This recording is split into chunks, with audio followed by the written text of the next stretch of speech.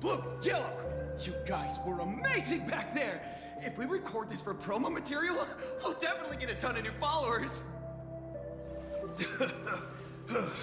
If only we could have beaten the Nameless! We were actually so close during that Megatron fight! What are you talking about? There's no way we could have beaten the Trailblazer. Well, it's not entirely impossible, I'd say.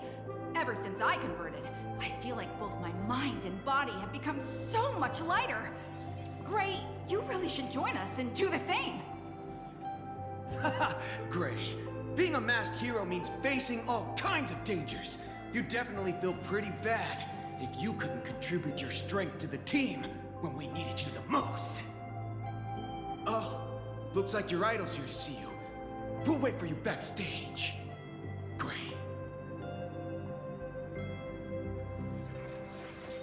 Senior?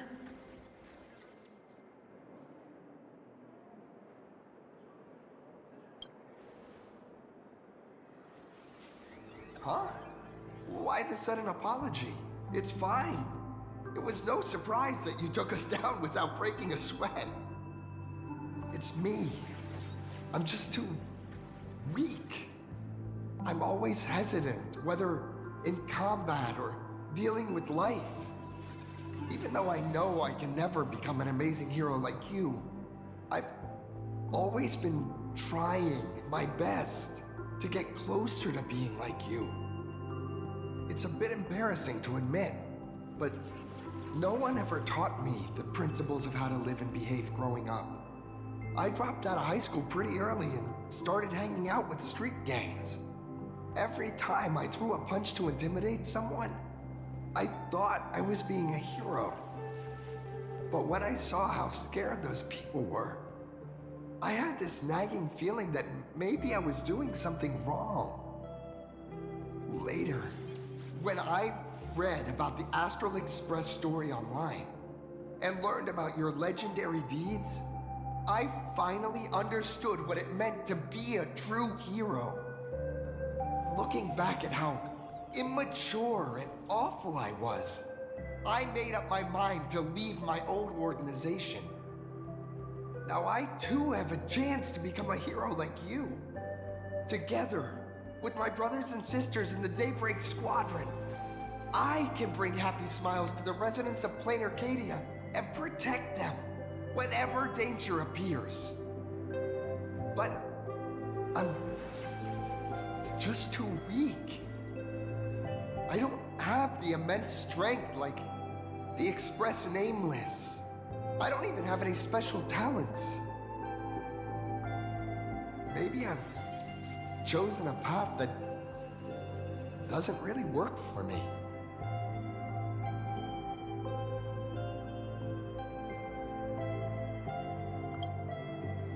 Silly you. There are plenty of powerful ones in this cosmos, but not everyone with strength chooses to become a nameless. Your desire to fight for those around you, and your wish to bring smiles to others, that's a good place to start. Thank you, Trailblazer. Thanks for listening to my ramblings. Could you please sign that famous line?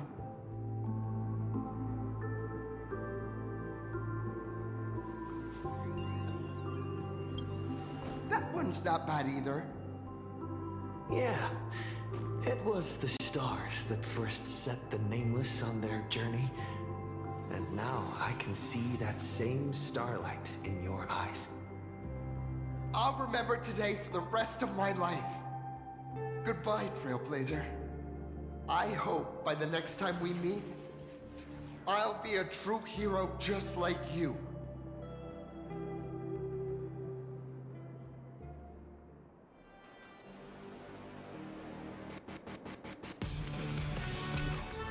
Well, that about wraps up today's tour. After seeing everything, what do you think? You're only realizing that now. That's your greatest advantage in joining the Phantasm Moon Games. A story that's already spread far and wide.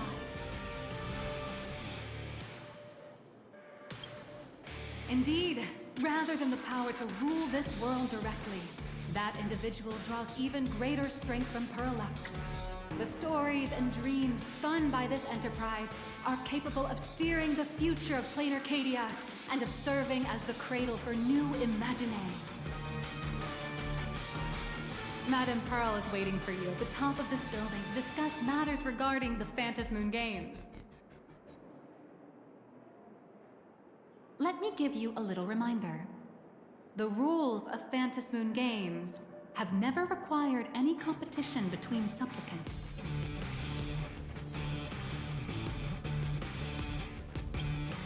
As an IPC employee, I've said far too much. Your friends are waiting for you in the hall. You should go meet up with them. Don't keep them waiting too long.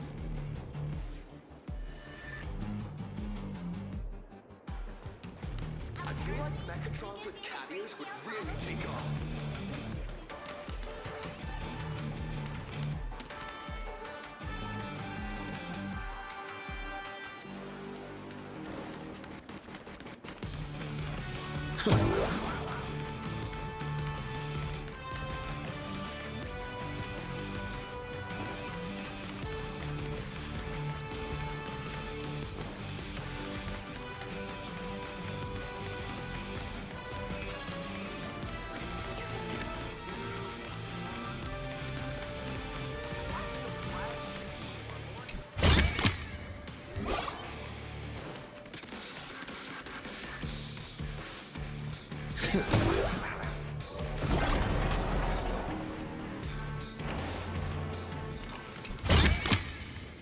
Looks good. Over here! Over here!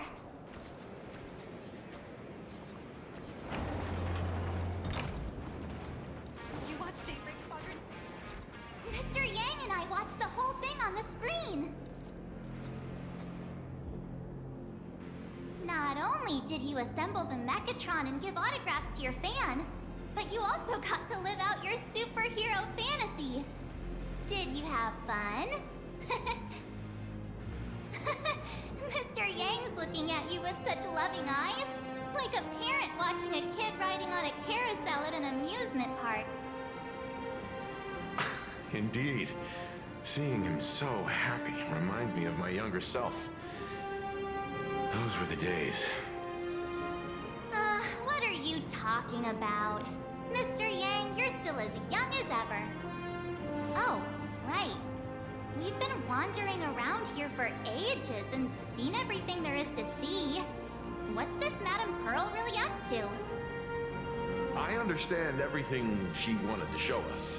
There are just a few questions I'd like to confirm with Miss Nihilux. Miss Nihilux? Wait, where did she go? Ah, there you all are. We've been looking everywhere for you. The Secretary's office sent Agent Feld here to keep you company while you wait, but he said he couldn't find any of you.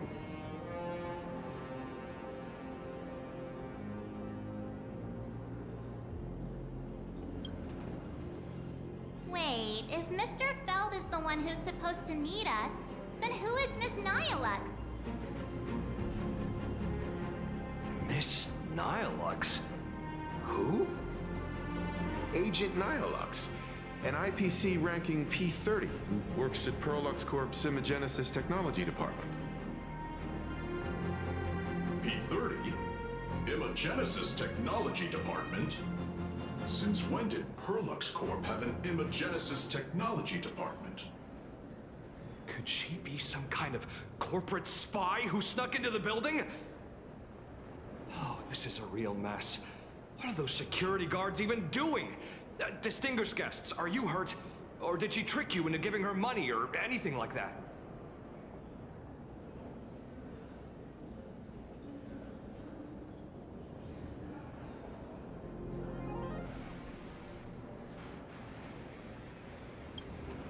This lady seemed totally legit.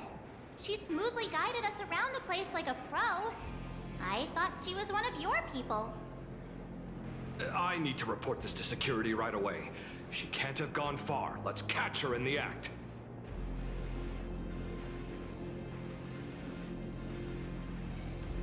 Thank you for your help. Astral Express crew, Madame Pearl has been waiting for quite some time. If it's convenient, shall we head out now? I'll show you the way. Please inform Madame Pearl that the 3 guests from the Express will arrive shortly.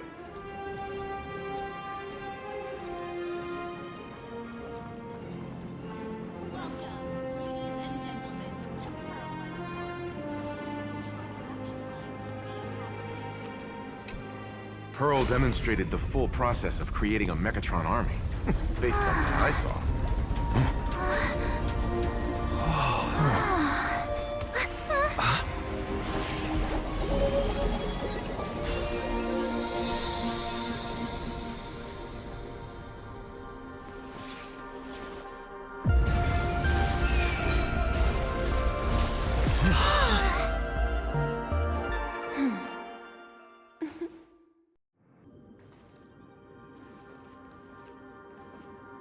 Hello, guests from the Astral Express. Nice to see you again. Thank you for your gracious hospitality, Madame Pearl. I understand there was a minor incident in the lower lobby involving someone impersonating a Pearl Lux employee. I hope it didn't spoil your enjoyment. We're fine. Don't worry about us. But how are things with you? Did you lose any valuable tech? Blueprints? Or top secret information? No, Pearl Lux's data firewall remains untouched, and all assets under security network surveillance are intact. The only change is an additional expense claim under my employee ID. Never mind. I can make a preliminary assessment that this was the result of someone's momentary impulse. Lately, mishaps have been piling up, like dark clouds before a downpour, casting shadows of uncertainty over my plans.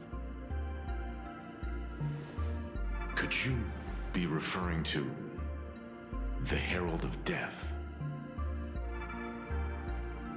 33 citizens were found dead in the Dovebrook district. In addition, an IPC specialist assigned to negotiate the purchase of a Mask of Elation died in an unexpected incident. This party has made overt threats to public order and is clearly challenging the IPC. My intuition tells me this is only the beginning. Managing capital and managing a corporation share one thing in common. That is, an aversion to risk and a pursuit of stability. And I bear both responsibilities. As the executive officer of Plain Arcadia, I bear an inescapable responsibility for the safety of this world. As one of the 10 Stonehearts, I hope to bring the Phantasmoon Games to a swift and safe conclusion. Rather than staging another dangerous battle, like what happened at Graphia Academy, I hope the supplicants can show the people of this world miracles of joy and happiness, instead of sorrow and rage during the Phantasmoon Games. Therefore, I'd like to hear the Express's request. Trailblazer, please, tell me. What's your ultimate goal for joining the Phantasmoon Games?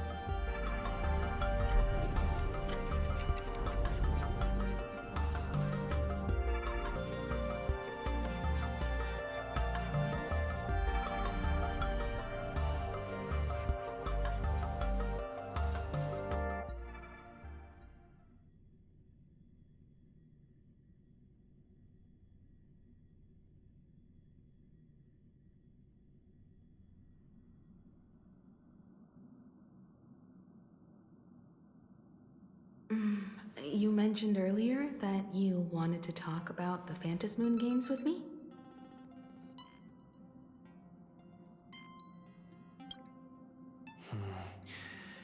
I'd like to talk about our ultimate goal for participating in the Phantom Moon games. Huh. Got something in mind? I think the rules and rewards for the Phantom Moon games are a little too vague. That's exactly what I thought when I joined the games 15 years ago. These games allow supplicants to do anything, good or evil. As a result, everything that unfolds in the course of these games exists beyond control. What's more vague is what can winners do when they share the power of the elation. According to legends and historical records from Ahatopia, victors typically first witness the manifestation of Aha themselves. They listen to the victor's wishes and grant them permission to use their power. And the applications of this power seem to be boundlessly vast. When faced with countless choices, the situation becomes even more thorny than having no choice at all. Sometimes I wonder, if we had agreed to become the leader of the Anti-Destruction Alliance, how would this trip have turned out?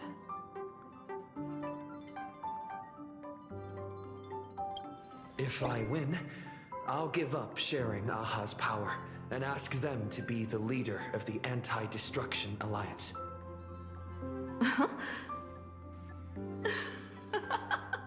That's such a hilarious idea. I can totally picture it.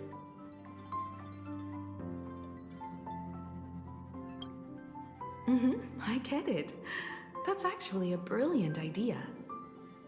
To begin with, this is far more meaningful than taking up a god's authority and squandering it freely for a single minute. Secondly, placing an Eon on the righteous cause of opposing the universe's greatest threat is something neither the IPC nor the god itself could reasonably object to. Finally, this would also help us avoid the risk we currently face, cooperating with the IPC while remaining wary of being drawn into its ambitions during the operation of the Anti-Destruction Alliance. If we handle the negotiations well, perhaps Aha could stand behind the Astral Express, just like our cooperation with the Xianzhou, where we could maintain distance from one another while offering support from afar. The only question is, will Aha agree? Don't worry about that. From what I know about them, they'll agree. What kind of god of games would they be if they broke their own rules? Besides, they still owe the Express a debt. This is their IOU for the Express debt from when they were traveling with Akavilli, complete with their signature and seal.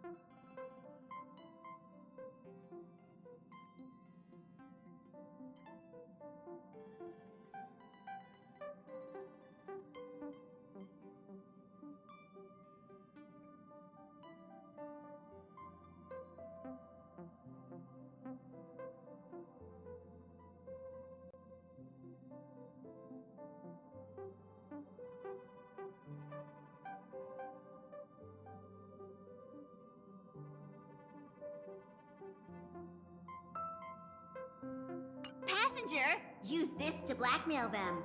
That one will definitely give in to your demands.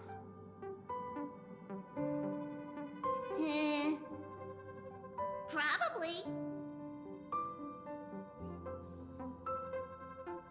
So, you're saying you want Aha to take on the leadership of the Anti-Destruction Alliance?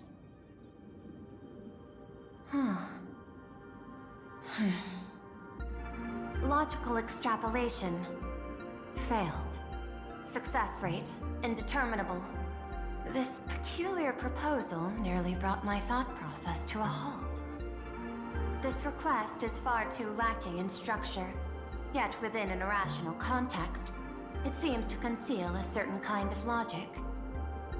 If the universe is the master of Elation's playground, then they should do something about this playground that's about to be destroyed. As expected of the Trailblazer, your thinking is so... out of the box.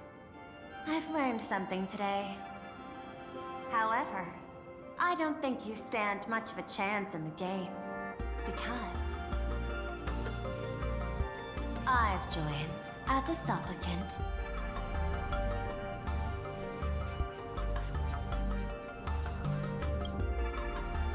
Not a single rule in the Phantasmoon games requires supplicants to engage in combat, so there's no need for hostility between us.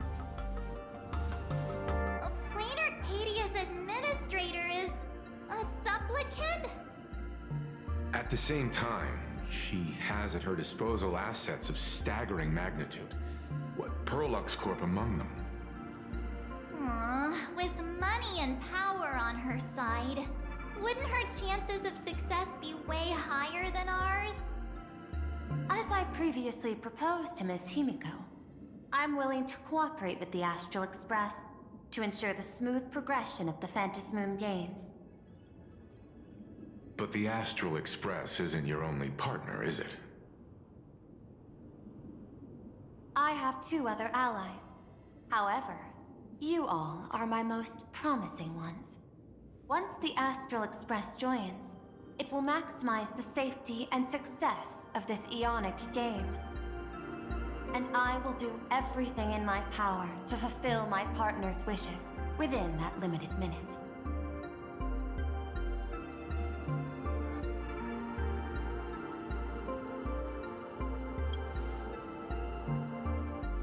As we told you before, our strategy is to become a sail, advance and retreat together.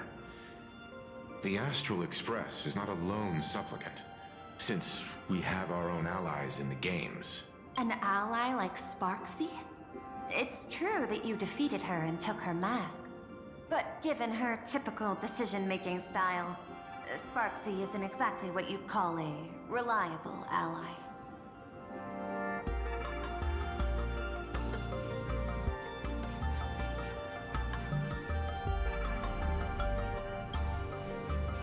Hypothesis. The Sinwish Syndicate's missing mask. I thought it fell into the Cienjo's hands. Don't tell me. Yao Guang gave it to you guys? That's right. 3 against 3. We're tied at the moment. With this new variable in play, I'll have to adjust my extrapolations. But the conclusion seems unchanged. After all, as the administrator of this world, I have the natural advantage in resources.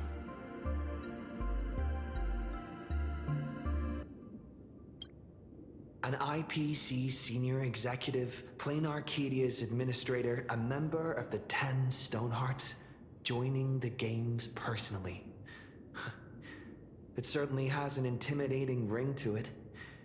But when you think about it, isn't this identity precisely the greatest burden Madame Pearl has to overcome? He is right. Your identity is far too sensitive. You want to control these games and end it safely and quickly. But Plain Arcadia's citizens might not see it this way. All they see is the all-powerful IPC and an influential executive pulling all the strings. Your every action will be scrutinized twice over.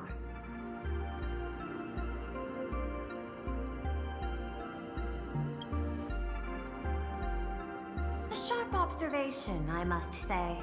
Quite impressive. But I do not believe you yourself would overlook this. Madam Pearl, what is it that you seek to obtain from the Phantasmoon games at any cost? What I seek is a treasure lost to this world's history. I want to recreate Graphia's divine art of imagenesis. Does that have something to do with painting? Hard to believe, no? My birth originated from the theme assigned by the celestial differentiator of planet Skrulum. Art.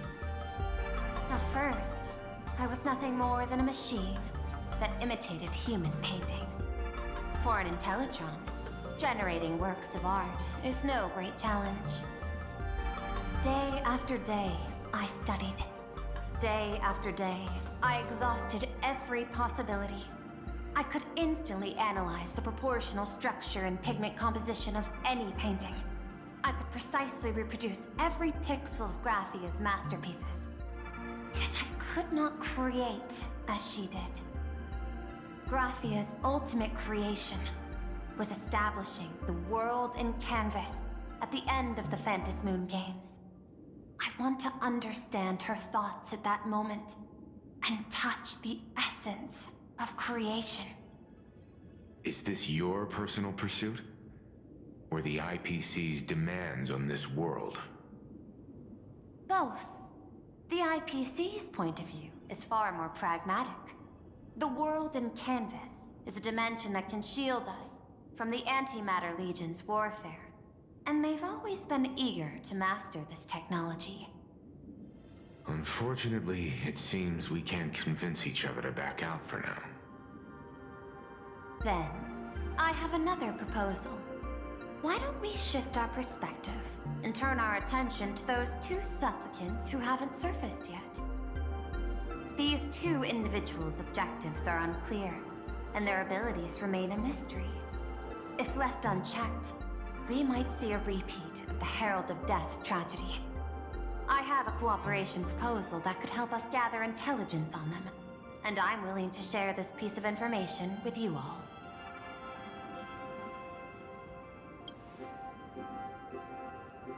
A tiny sliver of your reputation. Before we move on to the details of our cooperation, would you like to take a short break and have some tea to wet your whistles? Or shall we continue?